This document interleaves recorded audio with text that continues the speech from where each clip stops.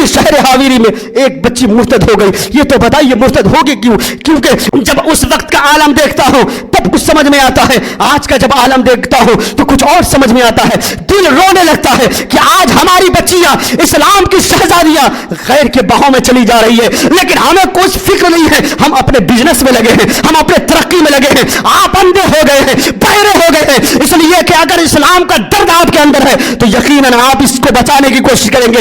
एक आलिम का माइक पर चिल्ला लेना यह कमाल नहीं करता है, लेकिन जरूरत इस बात की है हम खुद सीख ले। हम अपने बच्चियों को क्या देते हैं? पहले का वक्त था जब अपने बच्चियों को मुसल्ला दिया जाता था। पहले का वक्त था जब बच्चियों के हाथ में तस्बीह पकड़ा दी जाती है। पहले का वक्त था जब बच्चियों के हाथ में कुरान मुकद्दस पकड़ा दिया जाता था। कहा जाता था बेटी अगर आसान हो जाए तो नमाज अदा कर लेना, बेटी नमाज पढ़ लेना तो कुरान मुकद्दस की तिलावत कर लेना, बेटी अगर वक्त मिल जाए तो तस्बीह पढ़ लेना। वो वक्त भी याद आता है जबकि वो खवातीन बड़े बड़ी जंगों को जीत लिया करती थी। लेकिन आज ये है कि आज फ्रेम में आकर हमारी बच्चियां आज मोबाइल दे दिया, 5 मिनट के लिए नमाज नहीं पढ़ सकती है, 10 मिनट कुरान मुकद्दस की तिलावत नहीं कर सकती है, लेकिन इंस्टाग्राम पर और टिकटॉक पर और न जाने कौन कौन सी वाहियात पर अपने वक्त को सर्फ करती चली जाती है। 2-2, 4-4 घंटा अपने वक्त को बर्बाद कर देती है। लेकिन उसके बावजूद भी भाई को फिक्र नहीं होता है, बाप को फिक्र नहीं होता है, माँ को फिक्र नहीं होता है, रिश्तेदार को फिक्र नहीं होता है। याद रखे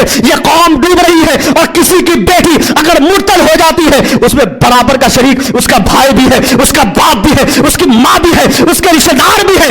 आप अगर अपने अपने बच्चियों का ख्याल कर ले तो यकीन वो भी इनकलाब टूट रही है। ये बच्चियां अगर कनीज़े फातिमा बनती हुई नजर आएगी और आप अगर गौसे पाक की सीरत पर अमल करने वाले होंगे तो आप भी जन्नत में जाएंगे, वो भी जन्नत में जाएगी और हमारा माशरा भी सुधरता चलाएगा। मजहब इस्लाम की मजबूती इन खैरों को समझ में आएगा। हम तो खुद अपने में डूबे हैं तो दूसरों की फिक्र हमें क्या करने की जरूरत है?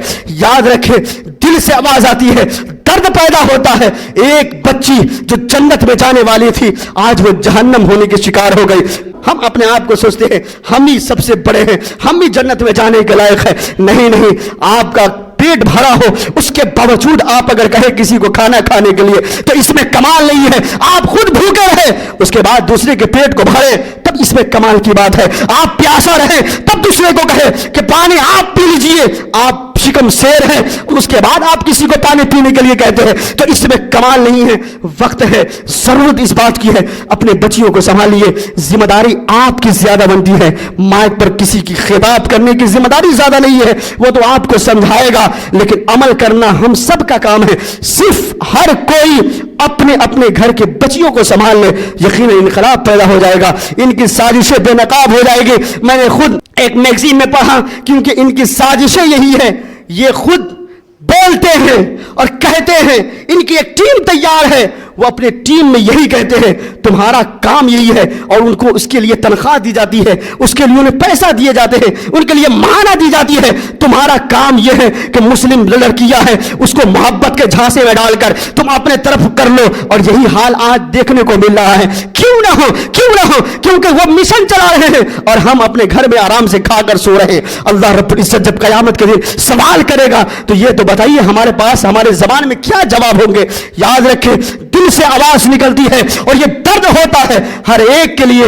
आप हमेशा याद रखें इस चीज को और कौम मुस्लिम की बच्चियां को बर्बाद होने ना दे, बल्कि वो तो कनीज़े फातिमा है। मेरे मुस्तफ़ा करीम सल्लल्लाहु ताला अलैहि वसल्लम ने जिस चीज को हमें सिखाया उस चीज को हम अमल करते हुए चलेंगे, हमारी खवातीन भी बचेंगे, हमारी बच्चियां भी बचेंगे, और एक दिन आएगा कि उनकी सारी साजिशें बेनकाब होते हुए नजर आएंगी और फिर वही तारीख लौटेगी जो तारीख हजरत हिंदा की थी। जब वो ईमान लेकर आए थे, शौहर मैदान से आ रहा था, कहा कि तुम जब तक के उन काफिरों को निश्चय रवान नहीं कर देते अबू सुफियान तो घर में दाखिल नहीं होना। कैसी खातून थी कि उन्होंने कहा जाओ पहले उन कुफ्फार मुशरिकीन को वहां मैदान से भगाओ, उसके बाद तुम्हारा घर में एंट्री है। अभी वो आ रहे हैं, अभी अपनी तकलीफ बयान भी नहीं किए, खातून उसी वक्त जंग में दोबारा भेज देती है।